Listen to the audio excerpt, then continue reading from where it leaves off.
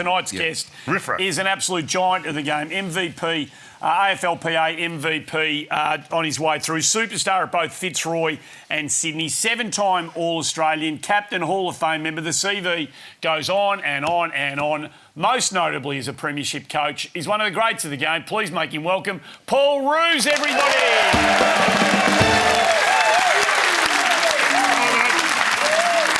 It's nice to have you in Australia. Thanks for stopping by. Yeah, I've been looking forward to coming on for a while. We've sort of been trying to tee this up for about 18 months. So You're hard to get. I am hard to get. I love the show, and it's a pleasure to be on. Well, it started back in 1982 for you. We love just rolling the collection of highlights. And it started back in 82 when Fitzroy was still a precocious team full of real talent. And that's your first goal, Roosie. Can you remember it? Well, I remember getting dropped. I kicked 2 in the first game and I got dropped the next week. So I played on Rod Carter that game. And some of the fullbacks in that era, which is they were good. Gary Malarkey, Kelvin Moore, that was my initiation, was about 4 or 5 of the best fullbacks, David Dench of all time. Of course. But it was, it was a great era. So you kicked nearly 300 goals, but probably people remember you mostly for doing your best work across half-back and just dominating opposition teams when they try and go forward. Who switched you back? Was there someone who made that call? Yeah, so what happened was I got taken off the ground, I think it was against South Melbourne, ironically, at the junction. I got put back on the wing in the last quarter, and I had about 9 possessions on the wing. So then I played wing for about, 20 games. And then Ross Glendenning was toweling us up at Junction Oval. And I think Wolsey had run out of options and said, can you go back and play on Glendenning? And I did reasonably well. Yeah. So that's how I sort of evolved as a centre back. And did you always have this capacity? As a kid, were you a jumper? Like, there's so many great marks you took in that package. Is that something you obviously That's always a laboratory-built key position player. No, it really is. Forward or back, all the skills, Imagine big grabs. Him now. I played a lot of basketball as a kid, and I think that really helped. Basketball is quite a dynamic sport, more speed rather than endurance, up and down the court, rebounding. And I think that really helped, particularly the awareness, the spatial awareness. Like Scotty Pendlebury was a great basketball player. So I think that helped the rebounding. And I guess I think I high jumped about 188 in high school. Went to the All High Championship as a high jumper sort of thing. So you had it. Reasonable talent without being exceptional. Burst onto the scene on the field, also in the media. You got off to a flyer at an early start on a little show called The Squadron. Very honoured and privileged to have here as our special guest this morning, Fitzroy captain Paul Roos. How are you, mate? I'm very well, Gary. Yourself? What about away from footy, mate? You got the baby now. What else fills in your time? I actually work full-time for a company selling faxes and photocopiers, and that's a good job. You backed a winner there, didn't you, Rosie? The old fax machine. We had one of the funniest nights that we ever had was a group of Fitzroy players. There was Alistair Lynch, Johnny Blakey, Dwayne Rowe, I think Paul Broderick, and I don't know how we got onto it, but we spoke about our jobs. Because everyone had a job back then. When you started, you had a job. Johnny Blakey had a job putting metal handles on plastic buckets. That was his job, and his dream was to become the foreman of the company because he started getting blisters on his thumb. It was one of the funniest nights I've ever had in my life. So you were into fax machines. What did you get into after that? Beta, laser discs. What else? So you know your way around a fax machine. How would you sell me this one? Here? Look at this. What's unique about this particular model? Oh, it's a sharp. Mick, it's funny you should say that because you'd get a list of the prices of the photocopies and the fax machines. And there was whatever gap, you got a percentage of the gap you sell it for. I had no idea what I was selling. Zero, none. And I just go around to some friends and they'd say, we're just looking at a new fax machine or a photocopy. I said, well, what quotes have you got? And they'd literally give me the quotes of the other companies. And I just matched the quotes. That's basically all I did. This particular model, would you look for a phone? I wouldn't recommend we're receiving a fax. Yeah. That's unusual. It's a match report from when Essendon last won a game.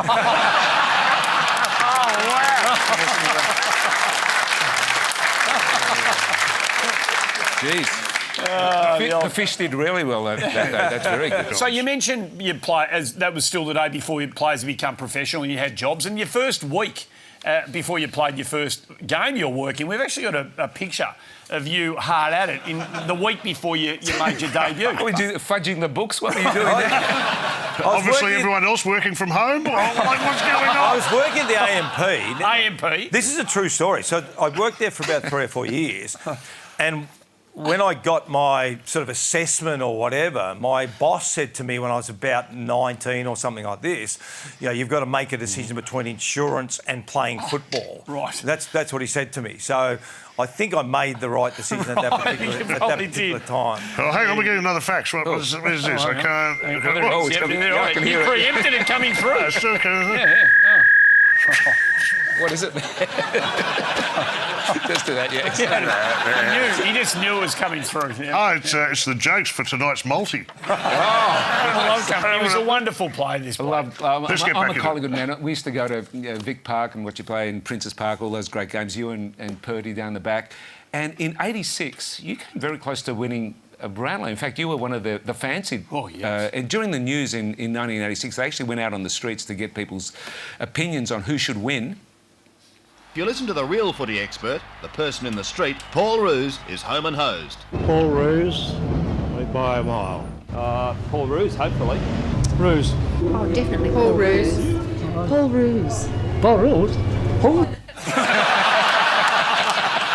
I think that was the umpire that voted on the last one. That's right. That's why I missed out. I wonder what it's like to be the favourite going into the Brownlow, because in 1992, again, we'll get you to tell us about both in a moment. 92, you were one of the favourites for the Brownlow again, but you were going to be absent. You were going to be missing the night, and this is how that report, how Bruce covered that moment.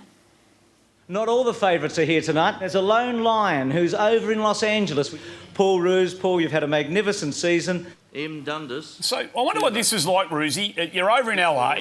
You've been asked to get up at 3 o'clock in the morning to sit there on your own and watch yourself lose another Brownlow medal. What? Can you remember this experience? It was... Actually, Gary Pert and his wife, they were on their honeymoon, so they came down with it. I stayed at the worst hotel across the road. I had to get up at 3 a.m. to walk across the road. There was literally no one in the studio. I think they gave me a set of keys. I had to put the batteries in the camera and turn the camera on. And I sat there for 3 hours, had no idea, absolutely no idea when I was on the camera or not. You didn't have a feed or anything? Nothing. There was no TV monitor in front of me. Terrible. Surely, though, because they asked you, you must have thought, I'm a chance here. Or they wouldn't go to that much trouble. Well, you sort of don't know. I mean, there's sort of a theory that someone knows who wins it, isn't there? Like, there's always that. Yeah. Does anyone really know? And then you sort of thought, you sort of think, I must be a chance. If they're going to pay for me to go to LA I was in San Francisco, I wasn't far. And they're going to get me to go, I must be a chance. But I knew, I think I got 10 votes. 10 votes, like that, But Paul, I was bored out of my brain about halfway through. But at the end, did someone tell you that they'd finished? Or so you basically had to walk away from that? It was really weird. Yeah. It was like... What is... And now... I guess I better leave, and you take your thing off and just wander out. Was 86 disappointing, or it's just there's more important things to get disappointed about? It's a weird feeling because, everyone... everyone knows that I was favourite and you go in, and then the way they did it back then is... they left the Fitzroy Sydney game to the last game, and I think I was best on ground in the papers and all that, and I was 1 vote behind. Oh, no. So with 1 game to go, it's Fitzroy, blah, blah, blah, blah, blah. I just remember the cameras are all around me, and I think Smirky Dwyer got the 3 votes and the cameras had just disappeared within 0.01 of a second. And I'm just sitting there like a spare cake at a wedding going, What do I do now? I guess, what do I do? But I do remember, the Carlton blokes were fantastic. Like, Craig Bradley walked over, Kerners walked over and shook my hand, said, mate, well done, So you remember things like that. That's great. And you're also disappointed because there was a Fitzroy function on that night, and you go back and you sort of feel bad for the fans that you don't win. So it's probably more other people rather than yourself, to be honest. You were a good-looking rooster. You had a wonderful hairstyle. We'll get onto that. One of the great mullets of all time. Yes. But you're so good-looking that you also featured in the Men for All Seasons calendars. Hello, girls, dinner's on. I can't tell. That's an interesting look. It's either my grandmother in the village or someone from the Pirates of the Caribbean. Yeah. Pirates of the Punching Bag. It's such a. Why'd they cover up the mullet? Well, Why'd they rein in the mullet? I reckon it was the pirate sort of type look. So it was a pirate, wasn't it? But my son's done a bit of modelling and acting, so I roll that out a fair bit. So that's not a surprise to me, because I pull that out. Yeah, no. Tammy's got a copy of that. Let's have a look at the final. How it came out. That is very touching. Very fetching. Bit of blue steel there, isn't it? It is indeed. Yep. And if we widen out, we can see that you're also... Wow. You use it that is faxy sexy. You got real fax That's appeal very there. good. Fax appeal. Is that AI, that stuff? No. Let's get on to the mullet. You have one of the greats, your All-Australian mullet for me, your Hall of Fame mullet. Beautiful. That is typical. That's hard to carry out because that's got the part and the mullet. That's a high degree. Well, I've got the cowlick with the mullet. Yeah, that's a good look. And you stayed with it for your entire season. Because the thing is, that's pre-ironic mullet. That's sincere mullet. Sincere mullet. The good old days, I call people of my era. I was talking to someone about this today because I knew I was coming on the show and they knew the mullet. It never used to be called a mullet. What was it? No. A haircut. Yes. Just give me a haircut. It wasn't called a mullet. I would like. You see if that? there's a historian, a hairdressing historian. When did it get called a mullet? That is a good mullet, but it's not the goat. Yeah. The goat, ladies and gentlemen, hands down. Oh. Wow. That's a mullet. But I think. Look, you go. He's disputing it. He's disputing it. Brereton, Kernahan, you go through every Ando, Greg Anderson. I get it. But it was a haircut. Are you saying that's not the best of all time? That's the best. Oh, he doesn't. Gary Ayres. You don't rate it. Ayres is close. Well, who had the best one? If it wasn't you or Ayres, was there one that you really rated? I love Kerners, because Kerners was a great player. Ayres was a great player, but Kerners was probably a bit more like myself in terms of mullet.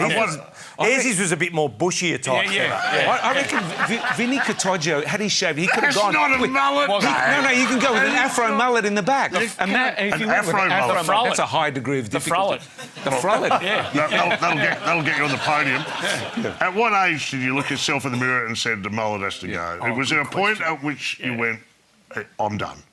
I reckon when I got to Sydney, but it was sort of that trend. Like every kid at school had a mullet. Robert Walls off to the right there with his really talented Fitzroy group. Paul Roos, our special guest. Wallsy was your first coach for 4 years, Roosy, and I imagine they become really profound relationships. We know Rob passed away last year, and I know you came back. You made a real point to get back and spend some time with Wallsy before he left this mortal coil. How important to you and for you was that?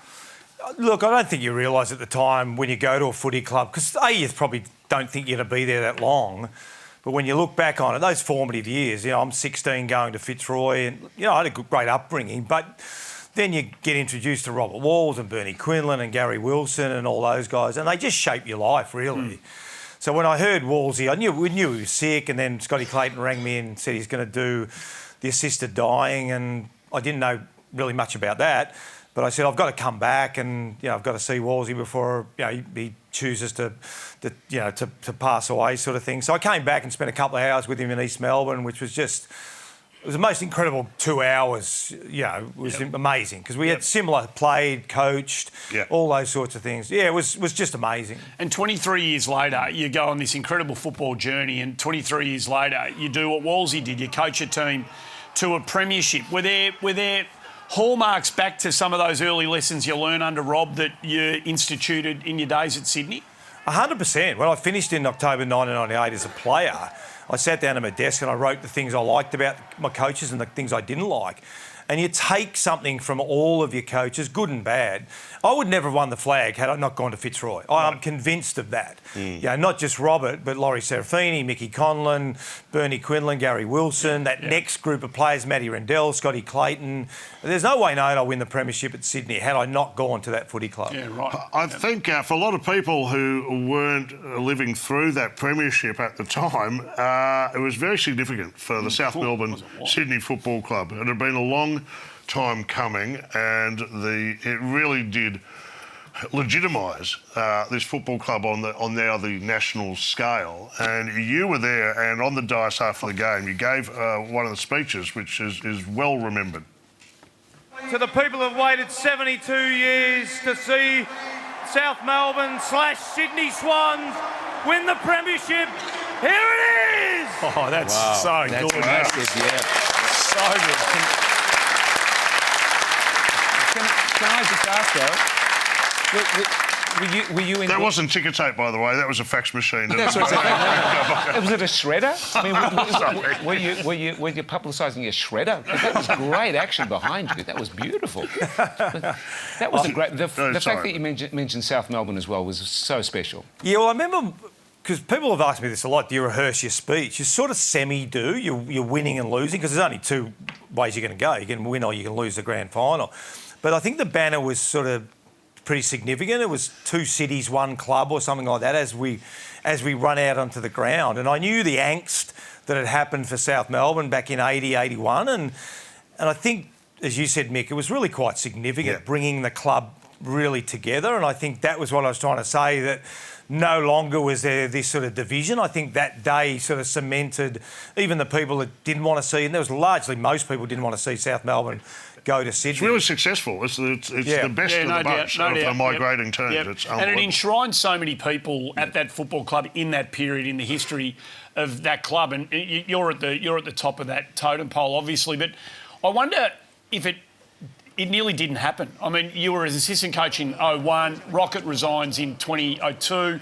Looks like Terry Wallace is going to get the job, and then you take over as interim. Hasn't he? I think he's got the job. Yeah, had the contract, and then your people power and the players. And when did you know? When did you get a sense that this was your job through this interim phase? Yeah, it was a pretty strange time because you're coaching, and then there was the rumour about Terry Wallace getting the job, and our seconds were in the finals as well. But this was Paul Kelly and Andrew Dunkley's last game. So I went down on the ground. We were playing Richmond. I just went down the ground, like everyone, the players and all the fans, to congratulate Kel and Dunks, 2 icons of the footy club. And then the players just surrounded me and jumped on me and showed the fact that they probably wanted me to coach them. But I'd still had to go through a process and all the media about Terry and all. So it was quite a bizarre time. But it was great to have the players behind you, certainly. OK, so you finish up at Sydney, you take a bit of time off, and then you take the job at Melbourne in the mid-2014, was it? And so tell us about that move. How did you find... I mean, it was a pretty low ebb at the time. What sort of nick was this list in, Roosie, when you got there? Yeah, look, Peter Jackson was really honest. Like, it wasn't like they were sugarcoating, how the team was. I met with Peter a number of times, met with the leadership group. They were really honest. Yeah. And I only tell this story because Maxie Gawn's told it. It's now public knowledge. I wouldn't normally. First training session, and normally, first to 4-year players turn up, so it's normally pretty thin anyway. Yeah. But we'd had a number of off-season operations. So I remember bring the A-team down, Benny Matthews, Frosty and all the, Georgie Stone, the doyen, and we're getting paid a truckload of money. So we arrived at the Oval there and we're walking over and I'm looking and it's about 12 players training. What? I said to Georgie, what do we do? What do we do for training? He goes, mate, we're going to have to start with lane work. And I've gone, lane work? They're paying us a fortune, we're going to roll out lane work. Anyway, that's all we could really do. So this is legitimate. This is true stories. First training drill, I'm standing there just, watching. I think it was Rowan Bale comes out, nice drop punt. Jack Fitzpatrick puts his hands up. But when you're taught as a kid to put your thumbs out like that? Yeah. I think no one taught him that, so it just went straight through his hands. And he had a fair beak, Jack. It whacked him on the beak. I've looked over at George. George looked at me and rolled his eyes. Anyway, Jack's picked up the ball gone to kick it. It's legitimately hit the outside of his slipper and it's rolled 3 metres sideways. We both looked at each other. Georgie's wandered over and said, Jesus, how bad must the players have been that got the arse? That's good. Well, they went on to win a flag, They did. and you can lay some claim to that. Roos, you're a star. Thanks Thank for you. coming on. It's been an absolute... Anyway. Paul Roos, our very special guest.